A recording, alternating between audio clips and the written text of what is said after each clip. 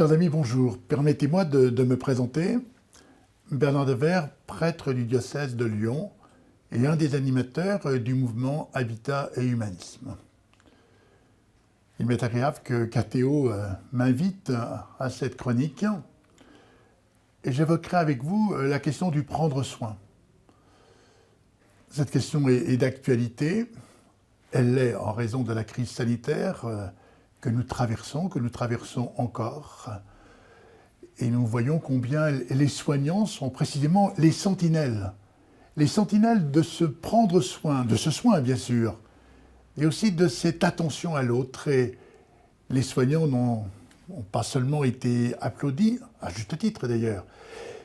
Ils ne se présentent pas comme étant des formes de héros, en tout cas ils ne veulent pas que leur fonction soit marquée par l'héroïsation de leur engagement, mais bien plutôt comme précisément un avenir de ce monde à faire surgir.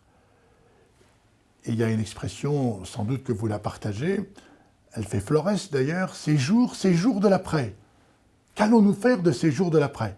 Un avenir possible. Et cet avenir, naturellement, il s'agit qu'il soit un peu concret, pas simplement des idées toutes faites, mais sans doute aussi apprendre à se défaire de ce qui nous enferme. Et là, nous pourrions retenir la belle lettre apostolique du pape François, il y a 7 ans. Il parle la joie de l'Évangile. Comment cette joie de l'Évangile, précisément, fait de nous des acteurs d'un autrement.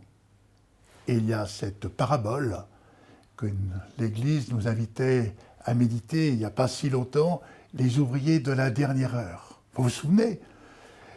Ces ouvriers de la dernière heure ont été tout à fait surpris, émerveillés d'ailleurs, que lorsque le maître va leur donner une rétribution, ils ont une somme inattendue, inespérée. Mais voici que l'intendant va entendre les critiques de ceux de la première heure, ceux qui ont travaillé tout le jour, le poids du jour. Mais si le maître les a invités à être les derniers pour recevoir cette rétribution, c'est pas pour les faire attendre. Non, il espérait qu'ils seraient joyeux, aussi à leur tour, de la générosité du maître. Mais pas seulement, mais aussi de découvrir qu'à partir de leur travail, ils participaient à cette générosité. Au fond, la question, c'est de voir comment il y a de la justice, une vraie justice, parce qu'elle est marquée par de la générosité. Alors précisément dans cette perspective d'un autre monde, dans ces jours de l'après, il y aurait cet éclat de justice, cet éclat d'évangile, cet éclat d'une parole qui fait place, qui donne place à ceux qui ne l'ont pas, à ceux qui ne l'ont plus. Reconnaissons ensemble qu'un tel projet de vie n'est pas sans donner du sens et de voir combien l'Évangile n'a aucune ride, tant son actualité et son acuité marquent une exigence et aussi une invitation à être là où nous sommes espérés.